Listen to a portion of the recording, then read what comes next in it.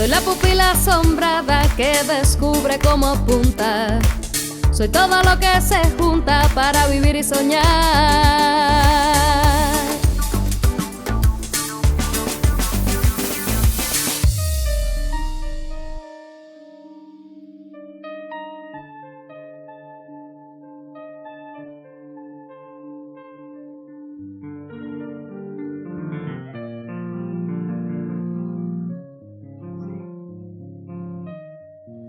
Pasean las noches de enero, vagabundas y alegres. Se juntan todas las palomas, parecemos luciérnagas. Y allí está el enamorado con su luna entre los brazos, pidiéndole a la esperanza para todos. Ningún hombre es ni será indispensable. Lo único indispensable aquí, lo digo porque lo siento, es el pueblo. Si la revolución no tuviera el pueblo, estaría perdida. El pueblo es lo que importa y el pueblo lo quiere, la revolución. Y aquí está, ayer y hoy, el enamorado, como dice Santiaguito Feliu en su canción. Hoy emprendemos una aventura espiritual diferente. Una pupila que se asoma y se asombra ante la vida y la obra de un hombre. Si nos acompañas, eres como siempre bienvenida, bienvenido y también viceversa. Matamos Fidel Castro y a todos en paz con Oriente. Hoy es tiempo de Cuba con la última. Dame uno. Matamos Fidel Castro y a todos en paz con Oriente. Oye, tiempo de Cuba con la última noticia. Matamos Fidel Castro y a todos en paz con Oriente. Oye, tiempo de Cuba con la última. Matamos Fidel Castro y a todos en paz con Oriente. Oye, tiempo de Cuba con la última. Matamos Fidel Castro y a todos en paz con Oriente. Déjame a la universidad.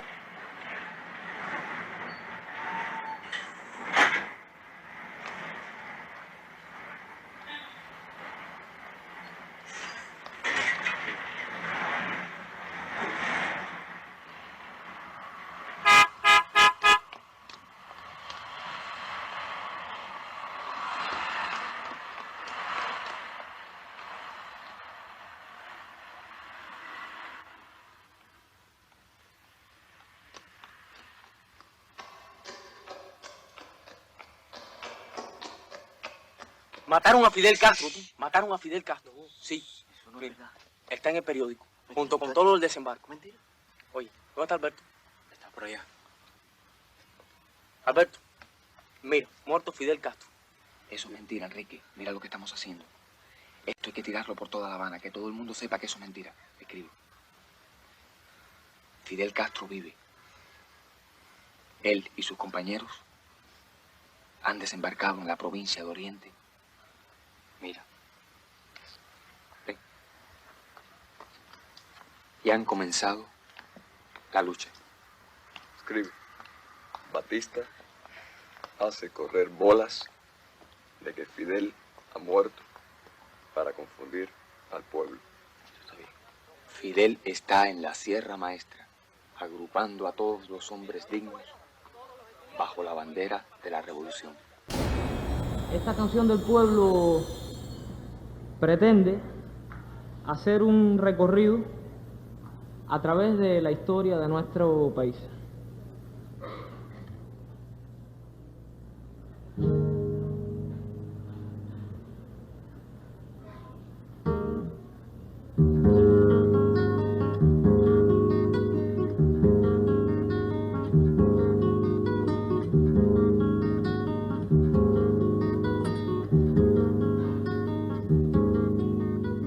Viniste a vivir a orillas del mar cuando se sembró una quilla en la arena del puerto de aquel capitán.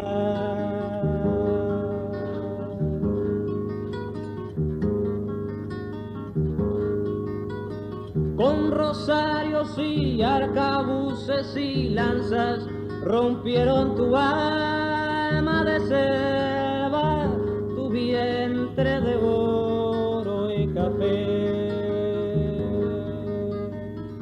Caña, tabaco y escombros de palma te ardieron en más de una hoguera, de cuyos restos salieron tus hijos cargando campanas, banderas, la teja roja, el vitral y la la guerra empedrada te hicieron canción, hasta que llegó el engaño vestido de vaina a fundar la nación. Morir es vivir. El 20 de mayo el machete entre el cuero de una traición. Morir es vivir, y con una medalla dar el gracias canalla, un aplauso y adiós. Morir es vivir y hacerse extranjero en el patio en que abuelo sembrara un anón. Vivir es morir.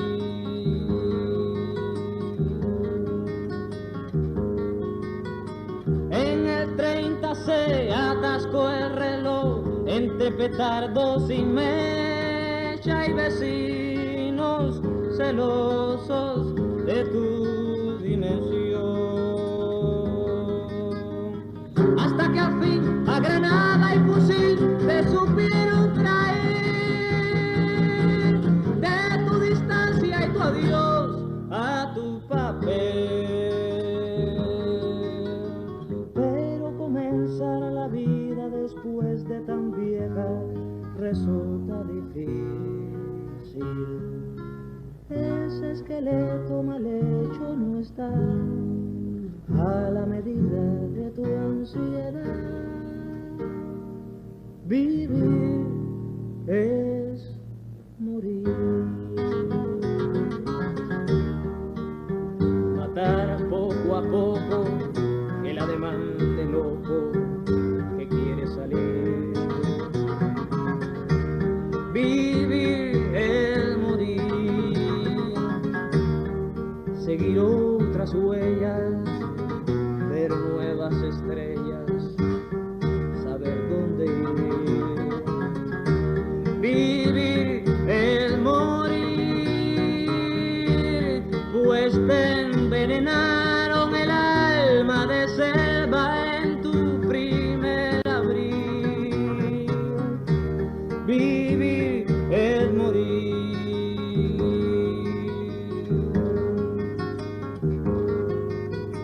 Todo va a dejar de ser lo que fue, muerta tu infancia enemiga, serás otra niña desde tu vejez. Al que le toque tenerte de novia tendrá un capital de inteligencia y placer, tendrá que amar.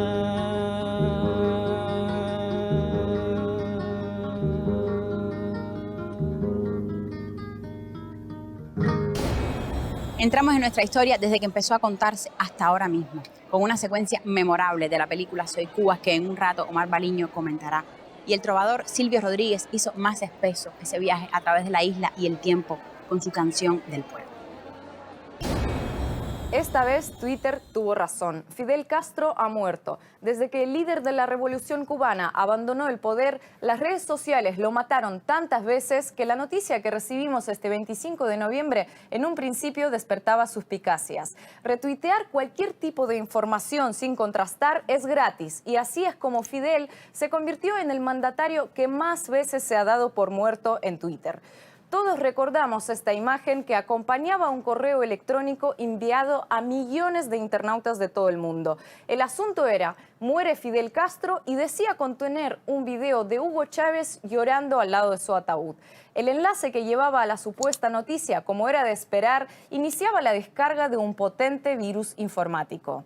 En 2012, un mensaje sobre el fallecimiento de Castro, supuestamente publicado por Cuba Press, corrió como la pólvora en Twitter. El alboroto que se montó a raíz de ese nuevo bulo catapultó a Fidel Castro al estatus de trending topic.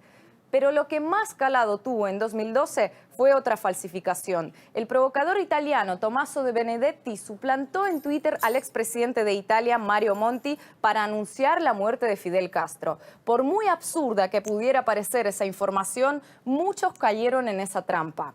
Posteriormente, Tommaso De Benedetti explicó en una entrevista que lo que hizo era demostrar lo poco fiables que son las redes sociales. Twitter se convirtió en una agencia de prensa y la menos fiable del mundo. Quiero demostrar la fragilidad de las redes sociales en las que cualquiera puede ser cualquiera.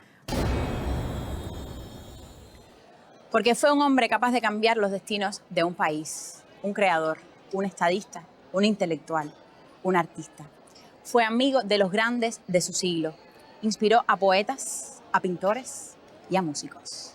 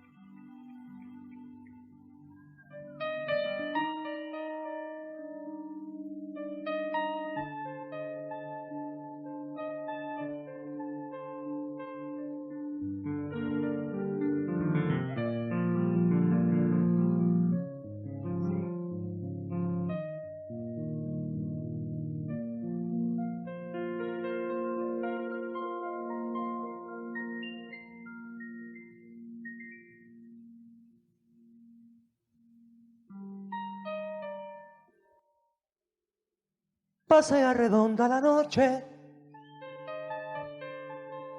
pasea vagabunda y muda, y las palomas no se juntan, y las luciérnagas no hablan. Es triste tiempo de nevadas, aunque no caiga ni una escarcha. Temblando van los corazones, desamparados en el hambre. Las calles son leones, devorando portales, desalojando el sueño, despidiéndolo del mundo. Y ahí está el enamorado, pidiéndole a la esperanza que su pecho no se inunde con el llanto de su tiempo.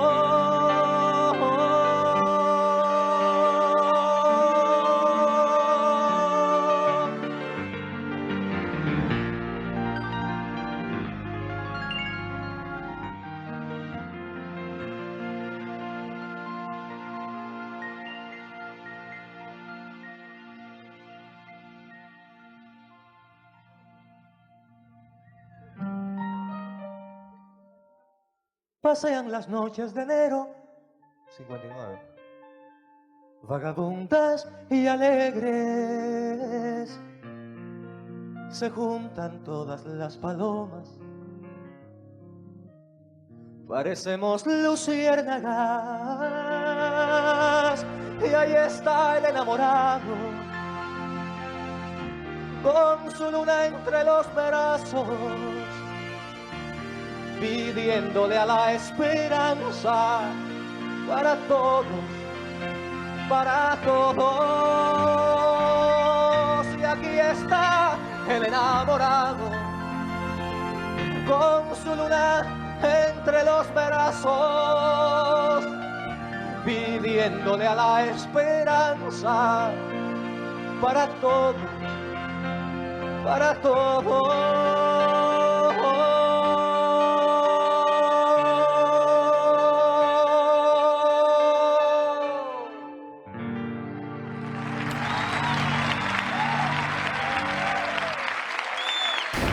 Al hombre que ha vivido 90 años, los medios de derecha lo dieron por muerto cada vez que hizo silencio o se tomó un respiro para aliviar la huella en su cuerpo de tantos años de batalla. Pero los intentos de asesinar a Fidel Castro traspasaron el ámbito mediático. En nuestro estudio desciframos encrucijadas. Y como es habitual en nuestro programa, dedicamos espacio y tiempo al análisis. Esta vez descifrando encrucijadas. Ya usted lo ve, alguien que ya nos ha invitado, es familia. Bienvenido. ¿Cómo está, Fabián? Buenas noches, Karen. Un gusto para nosotros que nos acompañe. Para mí también. Usted lo sabe. Gracias. Fabián, esta época del año, cuando ya se está acabando, siempre es un momento donde se piensa y se visita la Revolución Cubana, los episodios fundamentales, para proyectarse también hacia la vida de este proceso. Y en este mismo sentido, usted tiene una imagen que a mí me gusta mucho, que es la de que las imágenes de Fidel son las imágenes de la revolución. Porque hablar de Fidel es hablar de la Revolución Cubana y viceversa. No se pueden separar. Por eso mismo yo creo que ha sido siempre, está demostrado y están sus libros para refrendarlo, ha sido siempre un objetivo a eliminar. ¿Eso pasa a partir de cuándo? ¿A partir del triunfo de enero del 59? No, yo creo que eso comenzó probablemente después del asalto a Cortés Moncada. Es decir, hay informaciones que estando preso Fidel en la cárcel de Boniato van a intentar envenenarlo. Después, posteriormente, cuando Fidel marcha a México al exilio a preparar la guerra necesaria, hay un agente de la CIA norteamericano, John Maples Espíritu, que años después, en los años 60, fue capturado en Cuba y que declaró que por orientaciones de la CIA y de la policía de Batista, en el año 56 él estuvo investigando los lugares que Fidel Castro frecuentaba en México, con el propósito de asesinarlo. Ya posteriormente, cuando después del desembarco del Granma, la policía de Batista organiza un plan para asesinarlo a través de un campesino que era colaborador de la guerrilla, Eutimio Guerra, que trata de matarlo precisamente en el cuartel general de La Plata, fracasando. Es decir, es detectado, es descubierto y por supuesto el crimen se impide. Pero probablemente la operación más importante emprendida por los batistianos con la colaboración del Buró Federal de Investigaciones en Estados Unidos fue un operativo que se va a realizar a finales del año 58. El Buró de Investigaciones de la Policía de Cuba, al mando del coronel Orlando Piedra Negueruelo, recluta a un norteamericano, o el FBI le facilita a un norteamericano, que se llamó Alan Robert Knight, que vino a Cuba y fue trasladado a la zona de Bayamo. Este hombre iba armado con un fusil y un revólver. Y este sujeto debía de acercarse a las tropas. En ese momento Fidel está en plena ofensiva final y debía acercarse a las tropas de Fidel. Pensaba él que como era norteamericano, Fidel lo iba a recibir inmediatamente. Y en ese momento, pues, aprovechaba ejecutar al comandante en jefe. Todo esto va a fracasar porque, es decir, es un plan ideal.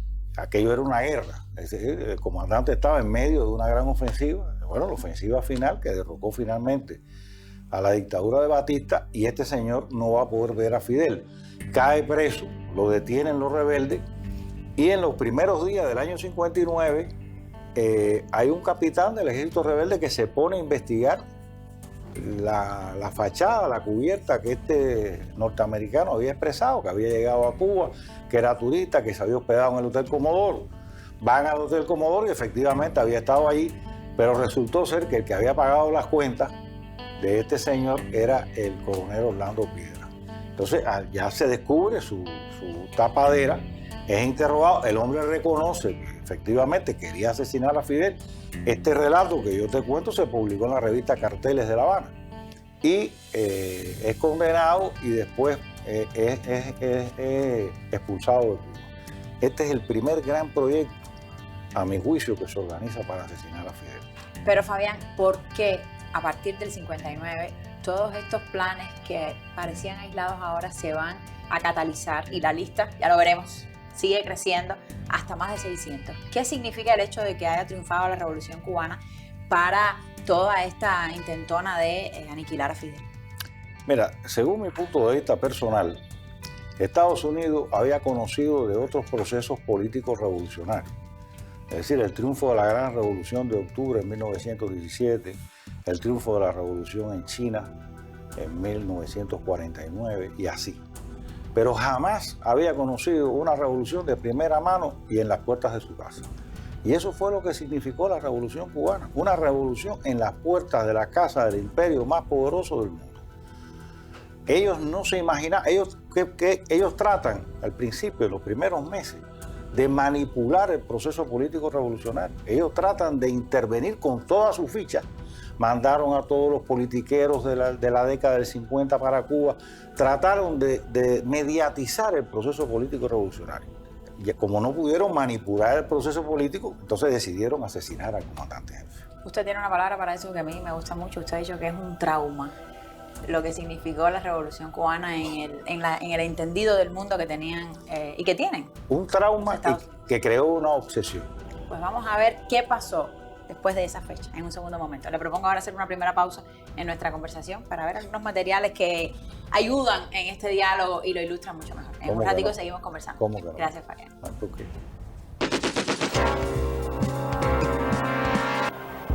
En Washington transcurren las primeras horas de la mañana del 11 de diciembre de 1959.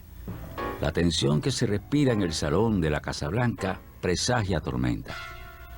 Allen Dulles, director de la agencia central CIA, habla con el presidente de los Estados Unidos, Dwight D. Eisenhower. Faltan solo 20 días para la conmemoración del primer aniversario de la revolución en Cuba. Dulles le explica a Eisenhower que el grupo de estudios sobre los recientes acontecimientos en Cuba, presidido por el coronel J.C. King, llegó a la conclusión que de continuar Castro con los planes de instaurar un gobierno comunista en este hemisferio sería un mal ejemplo, y eso los Estados Unidos no podían permitirlo.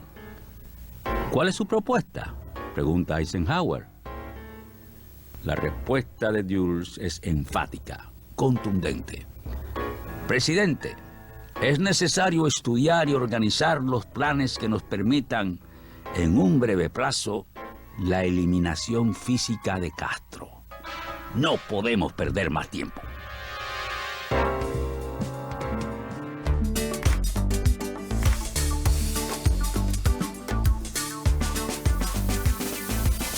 Ya lo decía yo ahorita cuando estaba todavía en la Plaza de la Revolución. Omar Baliña, Soy Cuba. Es el audiovisual que has escogido para hoy. ¿Por qué? ¿Qué tiene Soy Cuba? Tiene que dos grandes cineastas soviéticos se preguntan en los años 60 qué es esa isla del Caribe y por qué allí ocurrió una revolución. Eso es lo que yo creo que intenta contar y explicar Soy Cuba. Hay muchas secuencias en la película extraordinarias, su puesta en pantalla es de culto, es un mito cinematográfico. Pero no tenemos tiempo hoy para hablar de eso. Hay muchas secuencias en que el individuo, en esa explicación, para dar esa explicación, para contar qué es Cuba, el individuo se hace colectivo, el colectivo se hace pueblo. Es lo mismo que ha pasado en esta plaza. Muchos años después, bajo el mismo liderazgo, que los individuos se hicieron pueblo, se hicieron Cuba, se hicieron un enorme colectivo, se hicieron más cubanas y cubanos.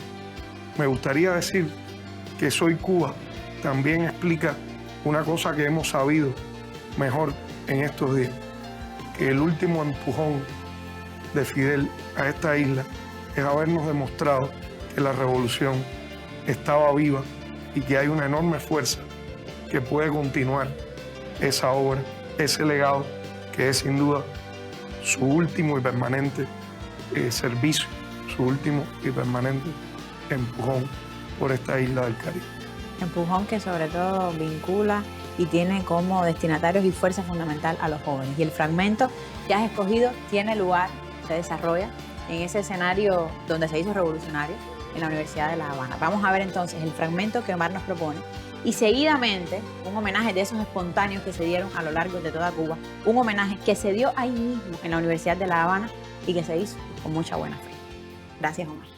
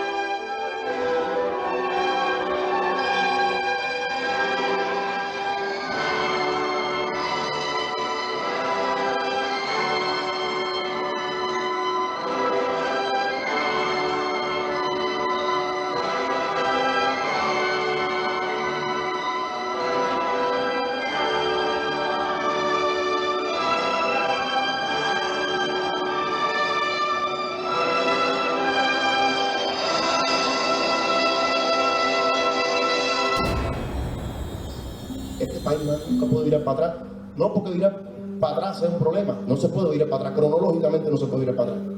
Pero no puede virar para atrás porque sus hijos no pueden amar la estupidez.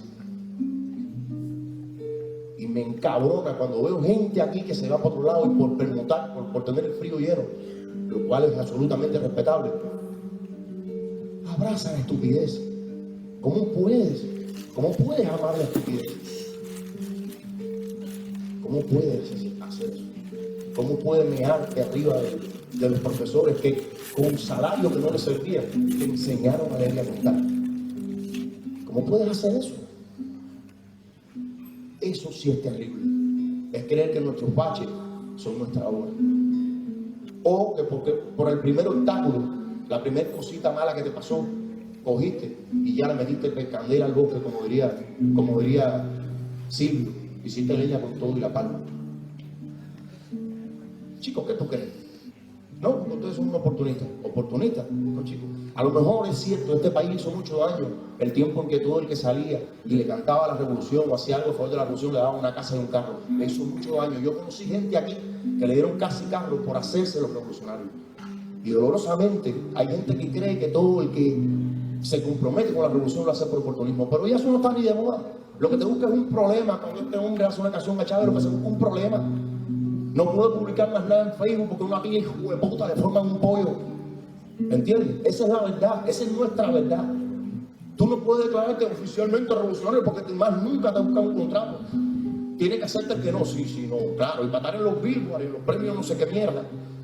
Premios que no tienen nada que ver con tu pueblo. Es bueno, qué bueno, lo celebramos y estamos muy bien que hay gente zona. Yo estoy bien feliz que eso pase. Pero hay arte que no cabe en esos premios. ¿Por qué no cabe? Porque la industria no lo va a aceptar, no lo va a asimilar. ¿Y qué hacemos con ese otro arte? Con ese otro arte que tiene otro carácter, que tiene otra tesitura. Es una mierda, no sirve. Y si te comprometes con la revolución, la gran prensa te mata. Por eso decía Correa, a los viejos, los enemigos los perdonan. A Fidel no lo van a perdonar nunca, porque es peligroso. Porque incluso muerto es peligroso. Y el que se abrace al ideal de Fidel tiene que saber lo que le toca. Y el que se abraza al ideal de Fidel no se cae ante la primera oportunista.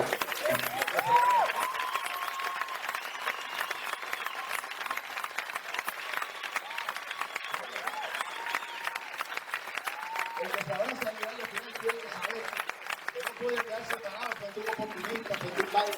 Tiene que echar pelea todos los días por lo que sueña y por lo que cree. Tiene que echar pelea todos los días por hacer este país mejor. Eso es el ideal de Fidel. Y eso que están viviendo hoy, esto que están viviendo hoy, váyanse para donde se vayan. Piensen que hay alguien que lo está sintiendo de verdad. Hay alguien que lo está corriendo por las venas de verdad. Eso es el sentido del momento histórico. Eso es el Fidel. Y si no podemos ser Fidel, por lo menos respetemos a los que decían ser. Muchas gracias.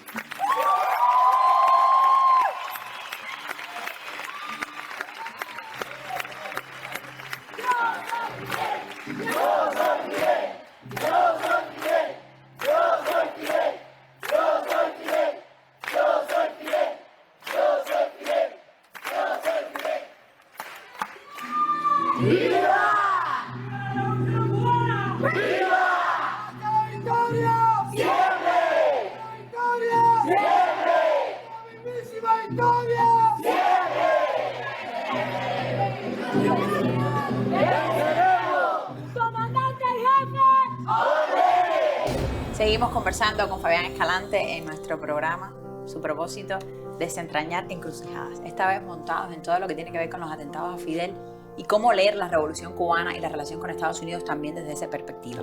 Vamos al año 59. Llega la revolución, se instala sin pedir permiso, empieza a tomar un grupo de leyes. ¿Y qué empieza a pasar en los planes? Y aquí quiero que usted ponga también el foco en los Estados Unidos, es inevitable, en los planes de atentados contra el líder de la revolución, Fidel Castro. Mira, para mí el momento decisivo fue la promulgación de la ley de reforma agraria. Ese fue el momento, el 17 de mayo de 1959, que el gobierno de Estados Unidos se dio cuenta que era imposible tramitar a la revolución cubana, que no podían manipularla. Y es a partir de ese momento en que Estados Unidos empieza a pensar en asesinar a Fidel Castro. ¿Qué elementos concretos demuestran que eso es un hecho y no un invento suyo pues, para demostrarlo con los documentos, con las cartas, las recomendaciones que hay? Los propios documentos de Estados Unidos. Yo creo que hay varios documentos. Hay uno que es un documento desclasificado del subsecretario de Estado norteamericano, Roy Ruboto, donde explica toda la posición norteamericana desde el principio de 1959 hasta el final de 1959, cuando ya Estados Unidos decide recomendar, es decir, el gobierno norteamericano decide ejecutar el derrocamiento de la Revolución Cubana, a lo cual se une el memorándum del jefe de la CIA para América Latina, el coronel J.C. King, cuando propone en diciembre del 59 asesinar a Fidel Castro como la medida más expedita para derrocar la Revolución Cubana. Es ahí donde comienza esta historia. Y quien la comienza es el presidente Eisenhower. Eisenhower es el que decide, al cual se le consulta el asesinato de Fidel Castro. Por lo tanto, es el gobierno de Estados Unidos quien decide eso. Y aquí comienza esta historia que se va a agudizar más porque la Revolución Cubana continúa tomando medidas sociales, continúa tomando medidas en beneficio del pueblo y empieza a extender su solidaridad.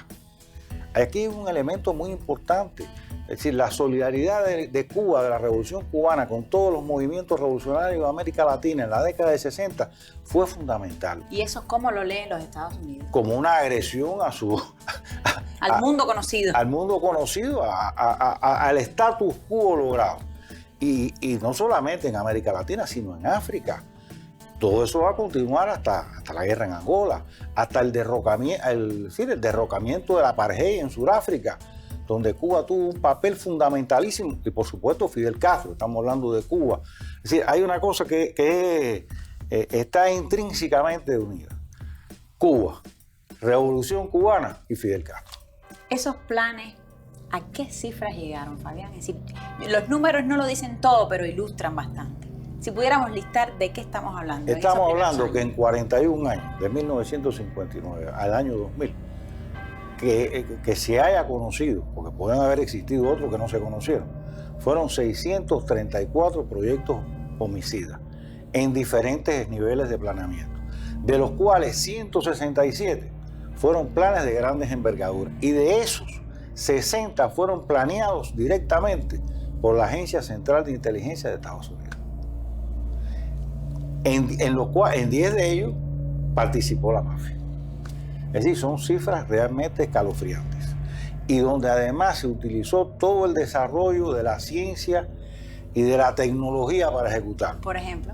Bueno, por ejemplo, tabacos envenenados, tabacos explosivos, venenos sofisticados, las pastillas envenenadas, explosivos para operar por control remoto, aviones teleguiados. Tecnología de punta. Es decir, es imposible listar la cantidad de complot homicida que Estados Unidos elaboró con todas las posibilidades tecnológicas y científicas que ese país contiene. Pues Fabián, en este momento así donde uno está como viviendo una película de ciencia ficción, yo le pido hacer, sin que los televidentes se pongan bravos, otra segunda pausa para seguir conversando un poquito más adelante y ver cómo termina la historia, al menos contada por Fabián, que sobre estos temas ha publicado ya unos cuantos libros y tiene muchas investigaciones y mucho que contar. Con mucho gusto. Gracias, Fabián.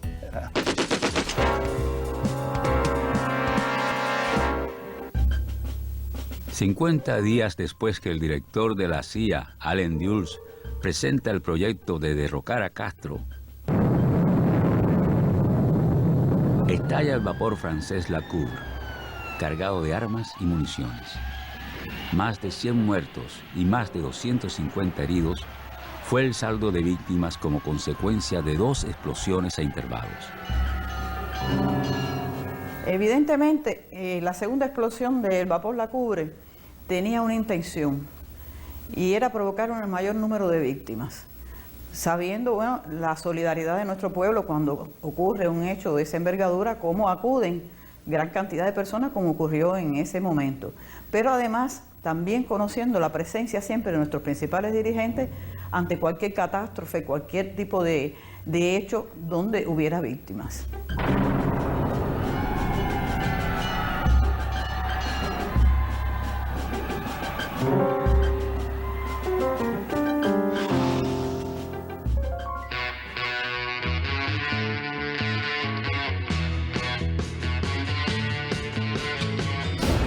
Vamos ahora que se incorpora, que nos incorporamos nosotros, que nos abrimos en el diálogo a los televidentes. ¿De qué aplicación estamos hablando? Bueno, esta aplicación, para que nuestros televidentes conozcan, fue desarrollada en la Universidad Central de las Villas Marta Abreu para dispositivos móviles con sistema operativo Android en el marco de los 90 años de Fidel. ¿Cómo se llama la aplicación? Fidel entre nosotros. Además de esto que veíamos, de las anécdotas de cómo conoció a estos símbolos de la humanidad que recordábamos, ¿qué otras cosas podemos encontrar en la aplicación? La aplicación incluye una breve biografía de Fidel, una selección de discursos, de reflexiones, de citas. Tiene una galería de imágenes. ¿Solo de fotos?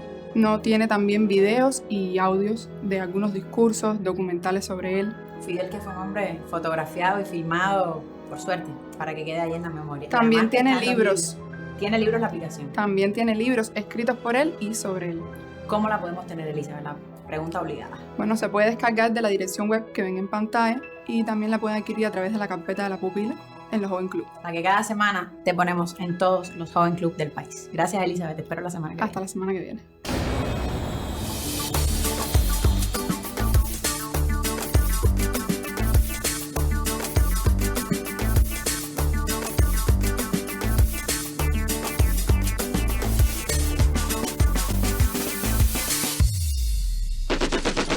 Porque confiamos en la posibilidad de un mundo mejor, convocamos a El Rasguño en la Piedra, concurso para estudiantes y graduados de periodismo.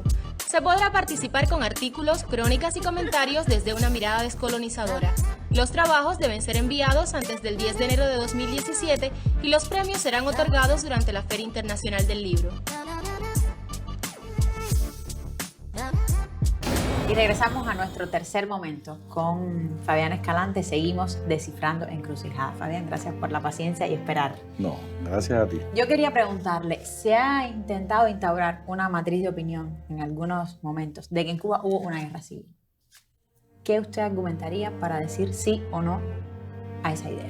No, definitivamente nunca existió una guerra civil. ¿Por qué no? Una guerra civil presupone que hayan dos bandos contendientes, que hayan dos grupos poblacionales enfrentados entre sí. Y eso no sucedió nunca en Cuba. Es decir, en Cuba, como te expliqué hace un momento, el pueblo apoyó decididamente la revolución, todo el pueblo. Un pequeño sector de la burguesía nacional y de la pequeña burguesía fue el que no estuvo de acuerdo con la revolución y el que emigró rápidamente. ¿Qué sucedió en Cuba? Que Estados Unidos exportó una guerra colosal, una guerra de dimensiones todavía no bien conocidas, infiltrando hombres, infiltrando armas. Para que tengas una idea, Estados Unidos preparó en Miami 4.000 cubanos para venir a hacer actos de sabotaje, terrorismo y subversión en Cuba.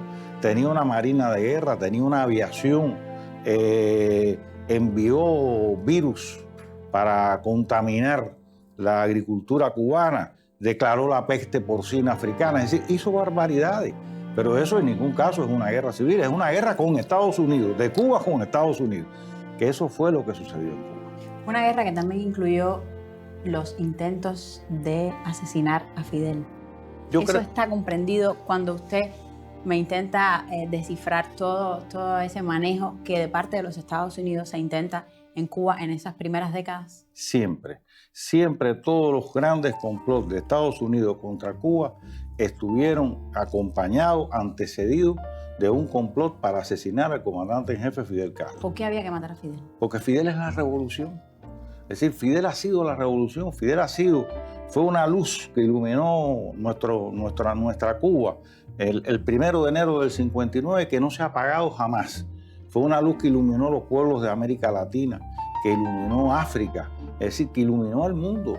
Es decir, y esto provocó que Estados Unidos, desde el primer momento, decidiera que la forma más expedita de acabar con esa luz era asesinando a Fidel. Ese es el porqué. Asesinar a Fidel. Son más de 600 los atentados conocidos, porque como usted bien nos ha aclarado, son los conocidos que lo intentaron hacer y no lo lograron. El 25 de noviembre fue un día triste para este país. Usted que tanto vivió y experimentó lo que significaba proteger a Fidel, y que lo ha estudiado, y que ahí están los libros para que los conozcamos lo que no vivimos esos años. Cómo entender la dimensión de lo que significa ese día y ese suceso para los cubanos. ¿Cómo lo ve usted? Mira, yo pienso Usted que lo conoció, usted que vivió eso de verlo en el fragor de la construcción y de la batalla. ¿Cómo entenderlo? Fidel vivió como él decidió vivir. Es decir, Fidel, a lo largo de todos estos años, hizo una revolución, como él mismo la calificó, más grande que nosotros mismos. Fidel enfrentó el peligro en todos los momentos álgidos de la patria. Vemos en las imágenes a Fidel en Girón, a Fidel en la crisis de octubre, a Fidel enfrentando a los enemigos de la patria, a Fidel aquel año 94, cuando desarmado salió a desfilar por las calles de La Habana. Ese es el Fidel que hemos conocido. Ese es el Fidel que hemos visto en los actos en la Plaza de la Revolución. El Fidel que hemos visto explicándonos al pueblo cubano todas las medidas que se iban a tomar o todos los acontecimientos nacionales o todos los acontecimientos internacionales. Recuerdo perfectamente cuando Fidel nos alertó de que el campo socialista se podía acabar. Es decir, ese es el Fidel que vivió 90 años. Ese es el Fidel que combatió, que hizo grande a nuestro pueblo, que nos hizo grande a los cubanos. Ese es el Fidel que logró que Cuba, que nuestra Cuba se conociera de otra manera en el mundo. ¿Usted lo va a extrañar, Fabián? Sí, terriblemente, tremendamente, profundamente. Hace pocas horas, viendo la televisión cubana, veía una niña que en la frente tenía escrita la palabra Fidel. Y cuando la periodista le preguntó, le respondió, me la he escrito en la frente porque no puedo abrirme el corazón para escribirme en mi corazón la palabra Fidel, que es lo que creo que todos los cubanos, ustedes, nosotros, los que nos están viendo quisieran hacer en este instante.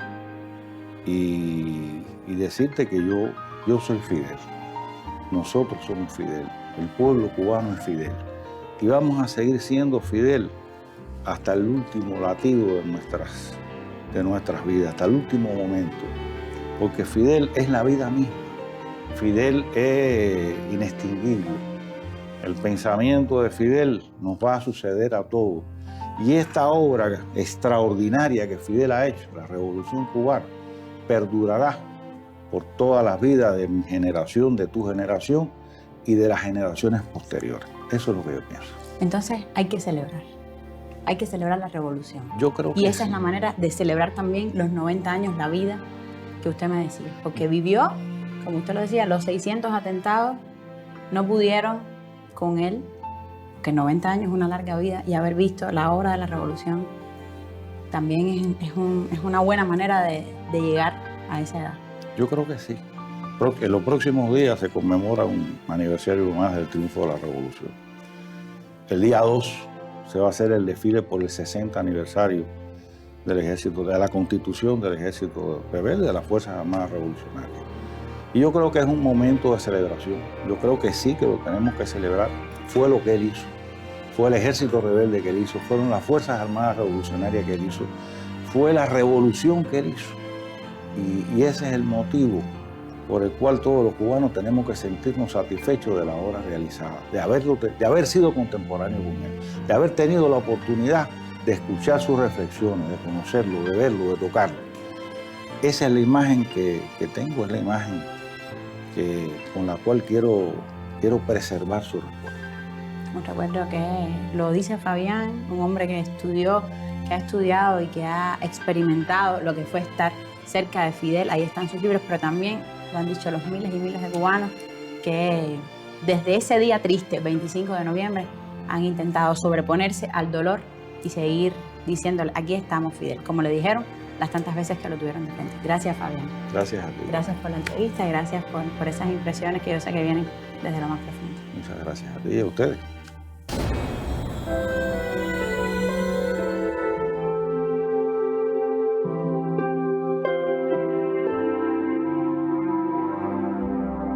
¿Cuándo se conocieron? ¿Cómo fue? Yo no diría conocerlo, pero cuando lo vi la primera vez fue cuando trabajaba en Prensa Latina en Colombia. Acababa de fundarse Prensa Latina, yo soy de los fundadores, es decir, del equipo fundador de Prensa Latina. Mira, era una época tan cercana al principio de la revolución que todavía había un avión de Pan American que volaba Barranquilla, Camagüey, Miami. Entonces yo estaba haciendo una escala en Camagüey para venir a La Habana. Y de pronto hubo una movilización general, y era Fidel que venía. Entonces llegó al aeropuerto y tenía Celia Sánchez con él. El avión que yo tenía que conectar se demoró mucho, porque había mal tiempo. Entonces Celia me presentó y él conversamos alguna cosa. Él andaba en un DC-3 que se llamaba Pico Turquino. Y ese avión estaba ahí en el aeropuerto. En ese momento, y el avión en que yo me iba, que era un Viscount de la cubana de esa época, no salió porque había muy mal tiempo hasta el aeropuerto de La Habana. Fidel acabó de almorzar, llegó, dijo, nos vamos. Dijo, no se puede, Fidel, porque hay mal tiempo. Dijo, mal tiempo, no, la revolución no reconoce mal tiempo. Se metió en el avión y se fue. Y yo me quedé pensando, voy a tener yo la primicia de haber visto a Fidel por última vez cuando se embarcó en el avión. Nada, llegamos esa noche a La Habana y estaba el Pico Turquino ahí. Fidel no lo detiene nada de esas cosas. Cuando habla con la gente, la conversación recobra la expresividad y la franqueza cruda de los afectos reales. Lo llaman Fidel, lo tutean, le reclaman, lo contradicen. En un canal de comunicación donde la vida brota a borbotones. Es entonces que descubres al ser humano insólito que el resplandor de su propia imagen no deja ver. Ese es el Fidel que creo conocer. Que tiemble la injusticia cuando lloran el aguerrido pueblo de Fidel. Así lo dijo su amigo Gabriel García Márquez, quien lo siguió retratando. Un hombre de costumbres austeras e ilusiones insaciables, con una educación formal a la antigua, de palabras cautelosas y modales tenues, e incapaz de concebir ninguna idea que no fuera descomunal. Su nombre es Pueblo, escribió Eduardo Ramos, lo cantó Sara González, y ahora en la voz de la joven Annie Garcés. Con nuestra trova, con Fidel y con el pueblo. Los mejores deseos para Cuba, de la pupila azulada. ¿Dónde está Fidel? ¿Dónde está Fidel? ¿Dónde está Fidel?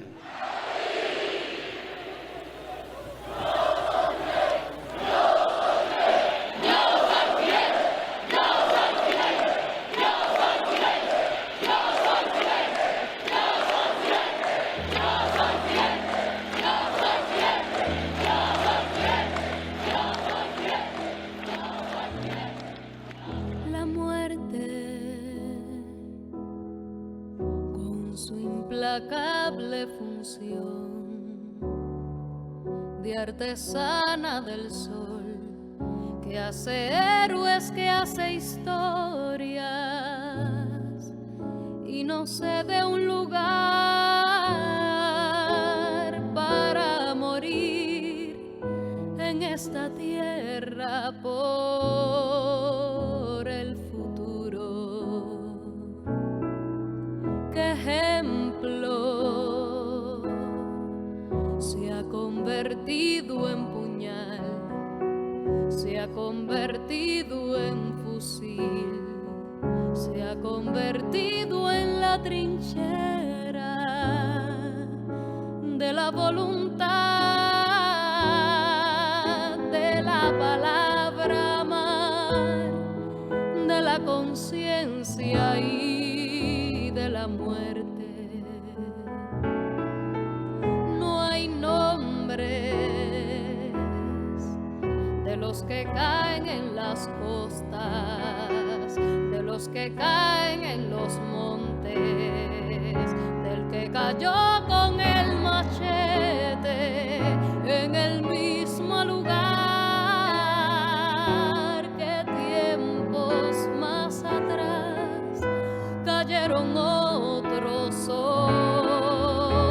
sin nombre. A los héroes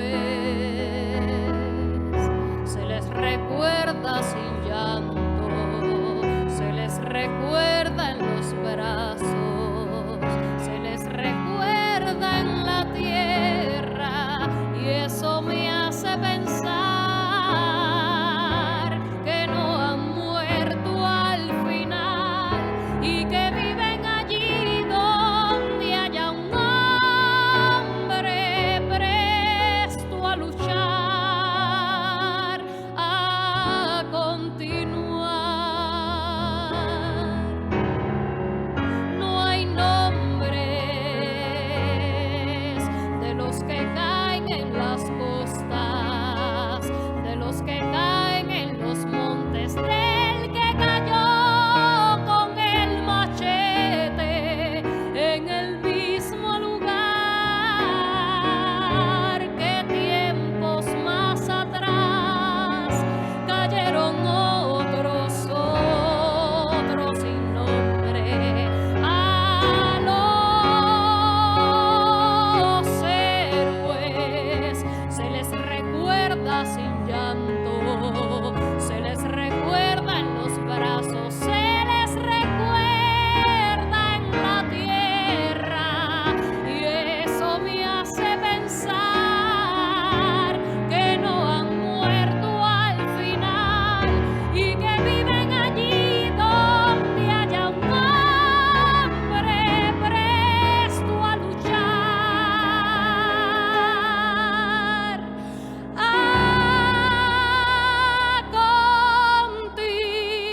continuar. ¡Patria o muerte! ¡Venceremos!